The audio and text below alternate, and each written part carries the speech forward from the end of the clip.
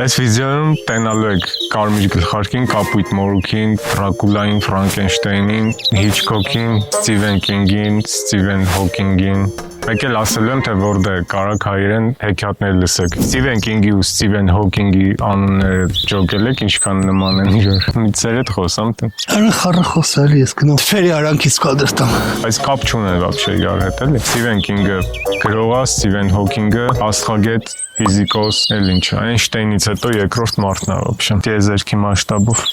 Ուրեմն սարսափը լիքը մասնագետներ ժանր չեն համարում вообще կինոյում սարսափը գրականության մեջ։ Ժանրերը ոնց են որոշվում, ըստ նրա թե ինչ էմոցիա պետք է այդ ժանրը ոնց որ նայողի մոտ առաջացնի։ Ամեն ժանր իր կոնկրետ նպատակը ունի, իսկ սարսափի նպատակը վախացնելն է։ Իսկ վախը էմոցիա չի, բնազդ է։ Այսինքն սարսափը ոնց որ մարդու էմոցիաների հետ չի աշխատում։ Տենց երկու բան կա, մեկը սարսափն է, մեկը պորնոն։ Երկուսն էլ բնազդների վրա են աշխատում, մեկը ինքնապահպանման բնազդն է, մեկը սեռական բնազդը, դրա համար այդ երկու ժանրի գրքերը, կինոն ու ընդհանրապես ստեղծագործությունները, չնայած գիրք ու կինո է, էլի ուրիշ ինչ խոսքի սարսափ երգ չկա։ Սարսափ բանաստեղծ պոեզիա, բայց տենաս չկա իրոք, ասում են դա էմոցիաների վրա չի աշխատում, մարդու բնազդների վրա է, մարդուն վախեցնել շատ հեշտ է, ոնց էլ կարող սենց անես վախենա։ Բայց ես տենց չեմ համարում, որովհետև կապ չունի ինչ ես անում, կարևորը ոնց ես անում։ Օրինակ Լինչին գիտեք, որ հնդիկ անցավ ընդդեմ, նոր մի հատ հնդիկ ասում էր կոպեկ։ Մալհոլենդ Դրայվում մի հատ տեսարան կա, ռեժիսորը Դեվիդ Լինչն է։ Այդ տեսարանը լիքը մարդ համարում է շատ վախենալու տեսարան։ Մի հատ տենց վիդեո ունեմ, բայց այս թեմայի մեջ լավ է կարելի ասել։ Ասա։ Երկու տղամարդ նստած են կաֆեում, արևոտ օր է, ցերեկ, մարդը շատ։ Առաջինը երկրորդին ասում է, որ իրանք եկել են դե, որովհետև այդ տեղի հետ կապված ինքը շատ կարևոր բան ունի ասել։ Ու սկսում է պատմել իր երազը, որը տեսել է մի քանի անգամ։ Մենք այս կաֆեում ենք, ես նստած եմ այս նույն տեղում, ամեն ինչ նույն ձև է, ոնց հիմա։ Մենակ լուսավորությունն է ուրիշ։ Պարզ չի գիշերը թե ցերեկ, ինչ-որ տարօրինակ լուսավորություն է։ Դու կանգնած ես կասայի մոտ, ու ես ահավոր ուժեղ վախ եմ զգում։ Շրջվում եմ, նայում եմ քեզ ու զգում եմ, որ դու էլ ես սկսում վախենալ։ Ու ես գիտեմ, որ այդ վախը մեր մոտ առաջացնում է ինչ-որ մեկը, ով կանգնած է դուրսը կաֆեի հետևում։ Այսքանը։ Ու ասում է, որ ինքը կանչել է այդ մարդուն այդ կաֆե, որ այդ վախը հաղթահարի, սա ասում է, օքեյ, դե արի դուրս կանք, տենանք այդ պատի հետև ինչ կա։ Արագ մոտենում է կասային, որ վճարի, առաջինը շրջվում է ու հենց այդ պահին զգում է, որ ամեն ինչ նույն ձև է, ոնց իր երազի մեջ։ Դեմքից զգացվում է, որ ինքը սկսեց ահավոր վախենալ։ Դուրս են գալիս, դանդաղ քայլում են մինչև նշված կետը ու Սա համարվում է կինոյի պատմության մեջ ամենավախենալու տեսարանը, որ ընդհանրապես նկարվել է։ Ինչ ընդհանրացված եմ ասում, չգիտեմ ով է համարում կամ ինչ անալիզիկայով, բայց տենց է ընդունված։ Դեվիդ Լինչի Մալհոլենդ Դրայվ ֆիլմից է, ընդհանուր էս ֆիլմը իր ատմոսֆերայով սկզբից մինչև վերջ հենց այս տեսարանի նման է։ Բարդ, խճճված սյուժեով անհասկանալի։ Հենց ֆիլմ է, որ ավելի շատ զգում ես, քան հասկանում։ Ենթագիտակցությունը ինչ-որ ուժեղ էմոցիաներ ապրում, ասում է դզեց, գիտակցությունն ասում է Լինչի սաղ կինոներն են սենց։ Ուզում եմ ասեմ, ժանրը կապ չունի, կարևորը թե ով է անում, բայց սարսափը вообще ոնց է առաջացել, որտեղից է սկիզբ առնում, ինչ էվոլյուցիա է ապրել եւ այլն, այդ շատ հետաքրքիր պատմություն է։ Գիտեք ինչ վախենալու են հին հեքիաթները եղել։ Այսօր լիքը հայտնի հեքիաթներ կան, որ սաղ աշխարհը գիտի, սաղ իրանց երեխեքի համար կարդում են։ Այս թեմայի մեջ այսօր բան ալնելու, որը մտնելու է ինքը բան դառնա։ Պետք է մինչև մայրամուտ պրծնենք այս վիդեոն, որ այս օբրծենը բան չլինի։ Դա սովորական շունչ չի, էլի։ Ինչ էի ասում։ Լիքը հայտնի հեքիաթներ կան, որ այսօր սաղ մարդիկ աշխարհում գիտեն, ասենք Կարմիր գլխարկին, ով չգիտի։ Արի։ Ոնց որ Այս մի քիչ թեքի էլի։ Թեք ֆիլաշու։ Կարմիր գլխարկը առաջի անգամ գրել է Շարլ Պերոն, Ծակ Մայրիկի հեքիաթները տենց ժողովածու է ունեցել 1697 թվին այդ գիրքը հրատարակվել ու դրա մեջ 7 հատ հեքիաթ։ Կարմիր գլխարկը, Քնած գեղեցկուին, Կոշկավոր կատուն, Կապույտ մորուքը, էլ ինչ կար։ Կարմիր գլխարկի առաջի գրված տարբերակը է, բայց ինքը չի հորինել, ինքը լսել է, տատից է լսել երևի։ Այդ գիրքը սարսափ է, եթե այսօրվա չափանիշներով նայենք, բայց 17-րդ դարում այդ սարսափ չի համարվել, համարվել է մանկական ուսուցողական գործերի ժողովածու, որ տատիկները կամ մայրիկները կարդան իրենց բալիկների համար։ Ու կարմիր գլխարկի այդ տարբերակի մեջ, որը Պերոնը գրել, վերջում երբ որ գայլը ուտում է կարմիր գլխարկին, այնտեղ էլ ոչ մի փայտահատ որսորդ, ոչ մի բան չկա, պրոստը տատին է ուտում, հետո կարմիր գլխարկին է ուտում, այդպես պրծնում է հեքիաթը։ Ուսուցողական բանը այն է, որ պետք չի անծանոթներին վստահել, որովհետև կարա շատ վատ վերջանա ամեն ինչ, այնքան վատ վերջանա, որ ոչ մեկ ձեզ չկարանա փրկի, էլի։ Ու խիա տենց գրել։ Պերոն ինքը գրող չի եղել, իրավաբան է եղել մասնագիտությամբ, պալատական, ինչքան գիտեմ Լյուդովիկոս, չգիտեմ որի թագավորի, տենց իրավական հարցերով զբաղվել ու լիքը դեպքերի է ինքը հանդիպել իր կարիերայում, որ ինչ որ երիտասարդ աղջիկներ, հատկապես ազնվականների աղջիկները, որ ոնց որ sense պալատի ներսում մեծանում են, ինչ որ փափուկ բարձերի մեջ ու ինչ որ պահից արդեն մեծ տարիքում թինեյջերական տարիքում դուրս են գալիս ու ինչ որ բանի զոհ են դառնում, զոհ ոչ ուղի իմաստով։ Պերոնն այդ հեքիաթով կարմիր գլխարկով ուզում էր ասել, որ աշխարհը շատ վտանգավոր տեղ է, էլի, ու ընդհանրապես ոչ մի անծանոթ քո ընկերը չի, երբ որ քեզ ներկայանում է մանավանդ որպես ընկեր։ Դրանից 100 քանի տարի հետո 1812 թվին Գրիմ եղբայրները վերցրել են կարմիր գլխարկը, վերամշակել են ու happy end են ավելացրել։ Պերոյի հեքիաթում գայլը հենց ուտում է կարմիր գլխարկին,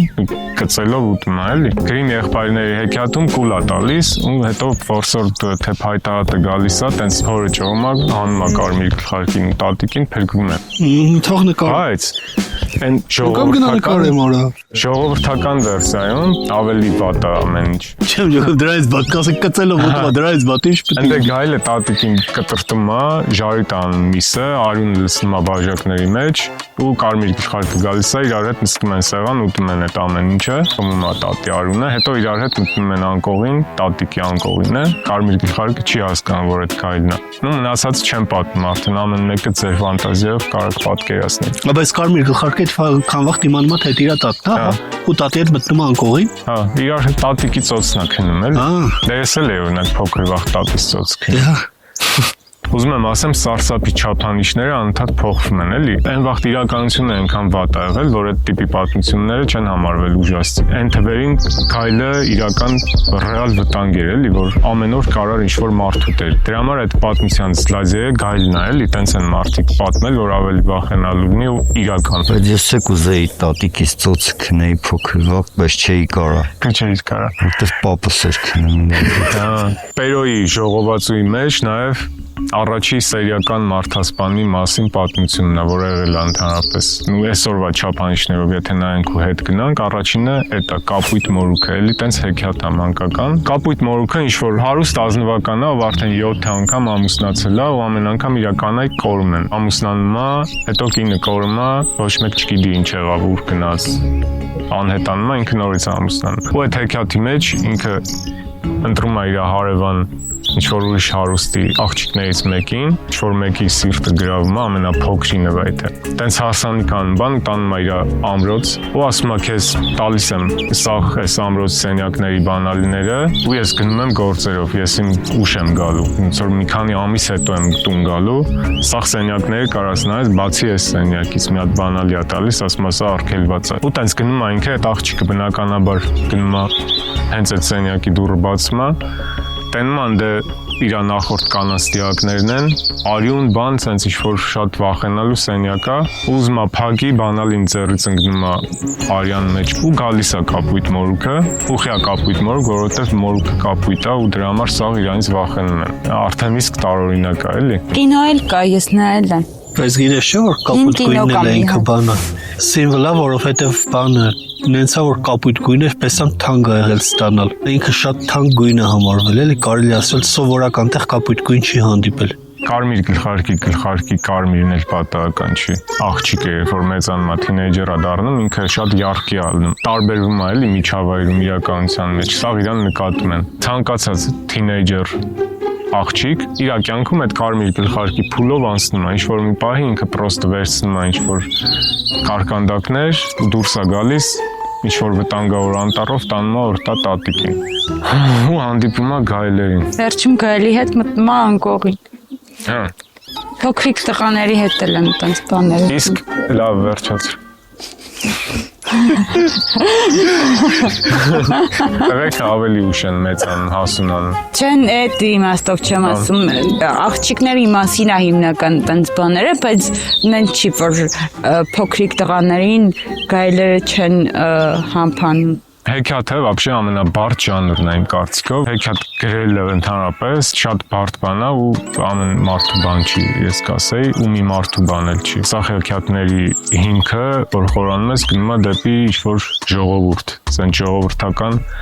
բանահյուսություններ էլի, որ հետո ինչ-որ մեկը մշակել է պրոստը։ Դիսնեյի մուլտի մեջ Սպիտակաձյունիկը 14 տարեկան է, բայց այդ տարիքը ինքնանպատակ չի ընտրվել։ Ուրիշ տեսանկյունից է սկսում տենալ ամեն ինչ, այս իմանալուց հետո։ Ուրեմն սկսենք նրանից, որ սա հեքիաթ է, իսկ հեքիաթը ամենաբարդ ժանրն է։ Հեքիաթը չի կարելի ուղիղ հասկանալ։ Ցանկացած հեքիաթ, եթե վերցնենք ու թարգմանենք, ասենց ասած, մեծերի լեզվով, ստացվի մի հատ մեծ հոգեբանական աշխատություն, որի մեջ քննարկվում են այս թեմաներ, որոնք սովորաբար մարդիկ դժվարանում են քննարկել։ Ինչի մասին է Սպիտակաձյունիկը։ Ըստ որոշ հոգեբանների, Սպիտակաձյունիկի հեքիաթի մեջ գրիմ եղբայրները նկարագրում են ցանկացած 14 տարեկան աղջկա կյանքում շատ կարևոր երեխայից դեպի կին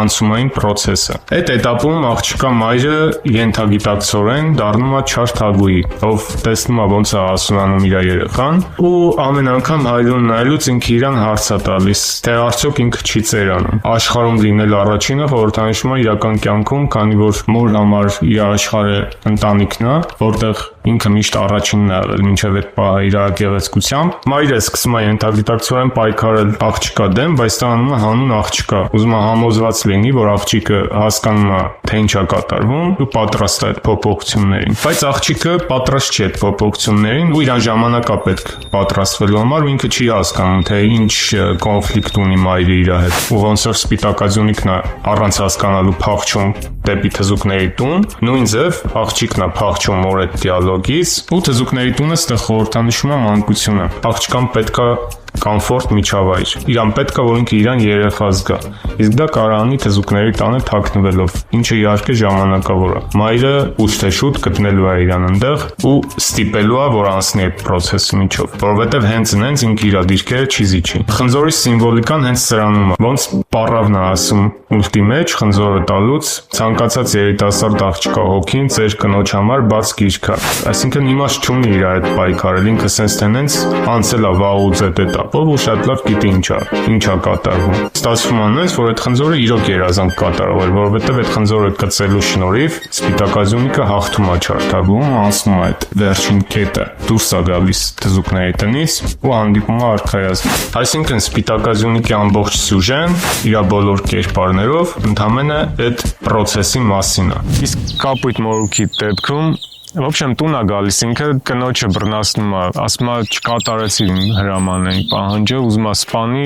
այդ աղջկա աղբերները թե ովքեր տենց գալիս են, փրկում են, սպանում են Կապույտ մորուքին։ Այս առաջի պատմությունն է, որ սերիական մարդասպանի մասին է, էլի, այսինքն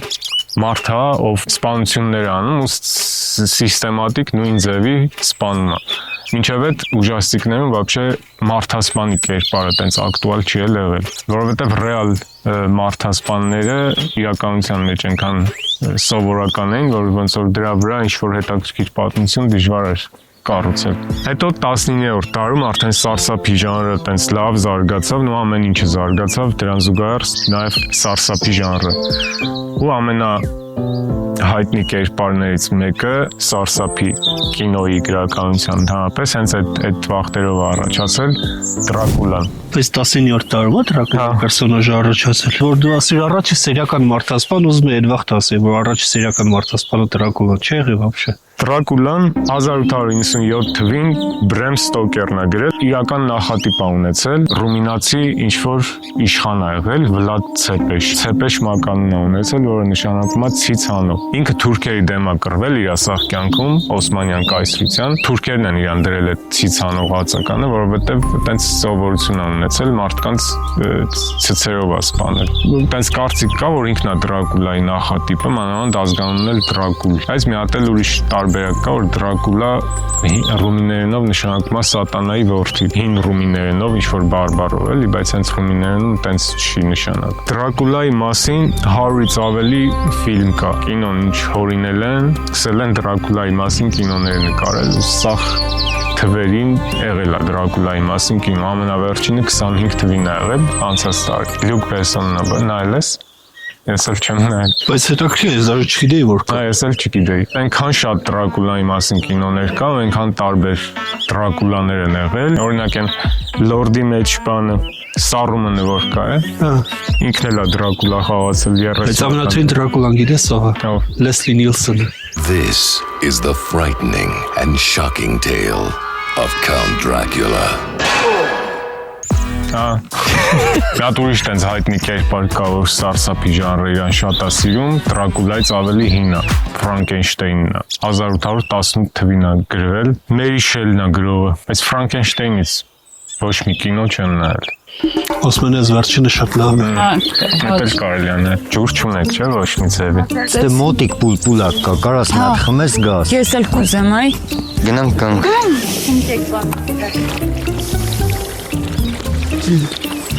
Այ դու խմի, բարձացի խմի։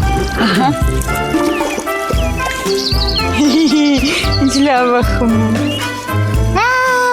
Քո շունիկն է դարել։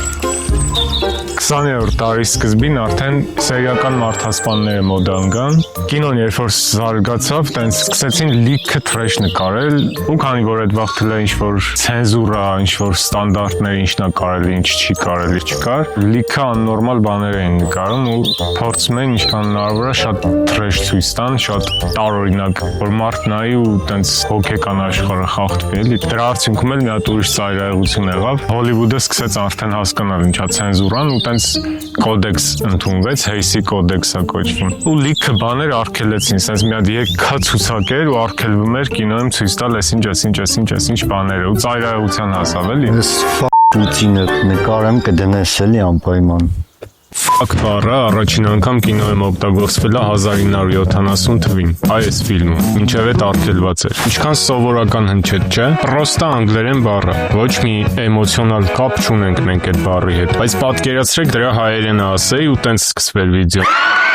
Անկախ նրանից ինչ մտածելակերպ ունեք, ինչ արժե համակարգ ունեք, դուք ձեզ ինչքան առաջադեմ եք համարում, թեթև մշակութային շոկ եք ապրելու, մեղմ ասած։ Իսկ եթե այդ վիդեոն տարածվեր, ավելի շատ մարդ լսեր, մենակ կոմենտներում արդեն պարզ է ինչ էր կատարվելու։ Այդ նույն վիճակն էր Ամերիկայում մինչև 1967 թվականը, որովհետև 1930 թվականին Հոլիվուդը ընդունել էր Hayes-ի օրենսգիրքը, որը շատ խիստ ցենզուրա էր սահմանում կինոյի ու TV-ի վրա, ու լիքը բաներ արգելում էր այդ ունը ֆակ բառը։ Ու կարայիր տենց կինո նկարեիր, բայց post production-ը չէր ստացվի, կնկարեիր, դու կնայեիր, տենց այդքանով կվերջանա։ Ու մենակ ֆակ բառը չէր, ասենք մեր մարմիններ, սեքսուալ տեսարաններ ընդհանրապես արգելվում էին։ Հետո 60-ականներին իտալական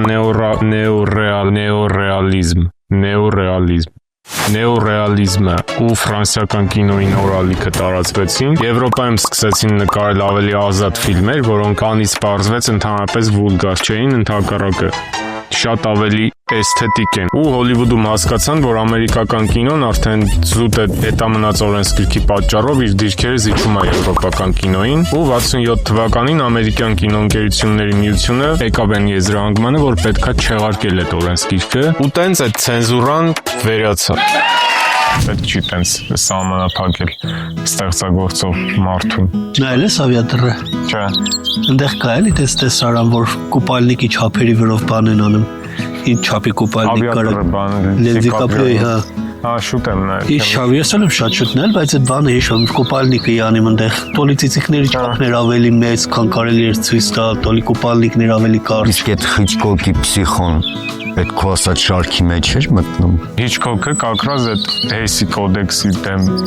պայքարողներից ա եղել էլի։ Բայց Հիչկոկի կինոները օրինակ սարսափ չեն իմ համար։ Բայց Պսիխոն տենց Թրիլլեր է, էլի հոգեբանական թրիլլեր։ Հիչկոկը պրոստը ոնց որ իմ տեսանկյունից լիքը գործիքներ է հորինել, որով հետո սկսել են սարսափ նկարել, բայց հենց ինքը սարսափ չի նկարել։ Նույն Բայց սասպենս։ նայել ես կինոները իրը։ Կաբինետ դոկտոր Կալիգարի։ Իմ համար ուժաստիկ է համենայն դեպս։ Ռեալ շատ վախենալու է։ My name is Alfred Hitchcock. Ալֆրեդ Հիչկոկ ինքը այնքան ֆիլմ է հասցրել նկարի, որ եթե ամեն օր մի հատ նայես, 2 ամիս կգնա քո կյանքից։ Թրիլեր, դետեկտիվ, սարսափ։ Ժամանակակից ֆիլմերը այս ժանրերի ոչ միայն իր տրյուկներն են օգտագործում, այլ նաև իր կադրերն են կրկնում։ Օրինակ սարսափի մեջ ու ընդհանրապես կինոյի մեջ ամենատարածված բաներից մեկը սասպենսն է։ Սասպենսը այն բանն է, երբ որ կոնկրետ կադրում այդ բանին ոչ մի վախենալու բան չի կատարվում, բայց դու սպասում ես, որ էսա ինչ-որ մի բան կլինի ու լարվածություն առաջանում, որը գնալով ուժեղանում է։ Այդ լարված սպասումը կոչվում է սասպենս ու դա որինել է կամ կինոյի ու կամերայի հետ ավելի շատ շփված մարդիկ կիմանան դոլիզումը ինչ է։ Այդ այնա, երբ որ կադրը միաժամանակ համ հեռանում է, համ մոտենում է, որ տարօրինակ զգացում է առաջացնում, որովհետև անբնական էֆեկտ է, որը նորից հորինել է Հիչկոկը։ Ու ամենակարևոր բանը Հիչկոկի ֆիլմերի հետ կապված այդ այնա, որ իրանք համարյա չեն հնանում։ Այսօր դու կարաս միացնես ու նայես։ Ու ես հիմա խորհուրդ եմ տալու մի ֆիլմ, որը նկարված է 1960 թվականին։ Պսիխո, հոգեբանական թրիլեր։ Այս սաղ կադրերը ինչ վիդեոյի ընթացքում տենում եք, սաղ պսիխոից են։ Պատկերացնում եք ինչքան որակով է ինքը որպես պրոդուկտ, որ այդքան ժամանակ հետո իր արտադրվելուց դեռ ակտուալ է, ժամկետը չի պրծել։ Տենց պրոդուկտներ вообще քիչ կան աշխարհում։ Իսկ ժամանակակից սարսափի հետ ամենաշատ ասոցացվող մարդը գրականության կինոյի մեջ Սթիվեն Քինգն է։ Ինչ կինո նկարում են, ասենք, ըստ Սթիվեն Քինգի էսի։ Բայց շատ տարբեր կինոներ են նկարված։ Նայում ես, ասես իրար հետ вообще կապ չունի։ Ասենք Shining-ն էլ է իր գրքի հիման վրա, Անոն էլ է իր գրքի հիման վրա, բայց այդ կինոների մեջ 50 տարվա բան կա, տարբերություն կա։ Փորձեցի ես դրա Տёмная башня կարդամ, вообще չկորեց հորը։ Ես вообще չեմ կարդալ։ Շատ նուդնի էր։ Ինչ որ բան։ Իսկ թվում է Թող ինձ հեյթ անեն իր սիրողները, բայց բեսամ նուդնի էր։ Ինչն էր։ Նուդնի։ Նուդնի։ Ոնց է ինքը հայերեն, շատ ծանծրալի է։ Ծանծրալի, լուտնի լսած։ Չէ, նուդնի։ Ես գնում, բայց ոչ մի գործողություն առաջ չի գնում, ոչ մի բան չի կատարվում։ Կներեք։ Սիրողներ։ Ասա, իմ մենահամերգը, չի իր ամենահամերգը։ Իրան նկարի։ Իմ զարյատքեմ պրծավ։ Ոչինչ, քոնն էլ էդ էր։ Բայց ինձ գոնե մի 10 վայրկյան կադր կօգտագործես, ինձ լավ զգամ էլի։ Ու ինչ էի խոստացել սկզբում, որ պետք է ասեմ, թե որտեղ լսեք հեքիաթներ։ Ուրեմն ընդհանրապես հայերեն կոնտենտը քիչ է աշխարհում։ Գիտեք չէ, որ քիչ է ինտերնետում հայերեն կոնտենտ։ Հայերն էլ են вообще ճիշտ է նկատում մեր եղբայրին։ Դրա համար ես շատ կարևորում եմ ցանկացած մարդու ստեղծագործող կամ ոչ միայն ով հայերեն կոնտենտ անում ու լավ կոնտենտ անում, որովհետև լիքը հայերեն աղբ կա, սկսած երգերից, կինոներից, մինչև փողոցների մի հատ կայք կա, որտեղ աուդիո հեքիաթներ են հայտնվում ամեն շաբաթ, Լիդիան անում։ Ասեմ անունը տալ չկա։ Вообще չէի մտածել ոնց պիտի ներկայացնեմ։ Լիդիան մանկական հոգեբան է, չէ՞, նաև խմբակ ունի մամաների ու երեխեքի համար ու գրքեր անում։ Ունեք փոքրիկ երեխա, բայց չունեք հեքիաթ պատմելու հնարավորություն։ Հատուկ փոքրիկ երեխաների համար կա այսպեսի մի հատ կայք։ Շարունակ։ Ես սկիզբը տվել եմ հայերեն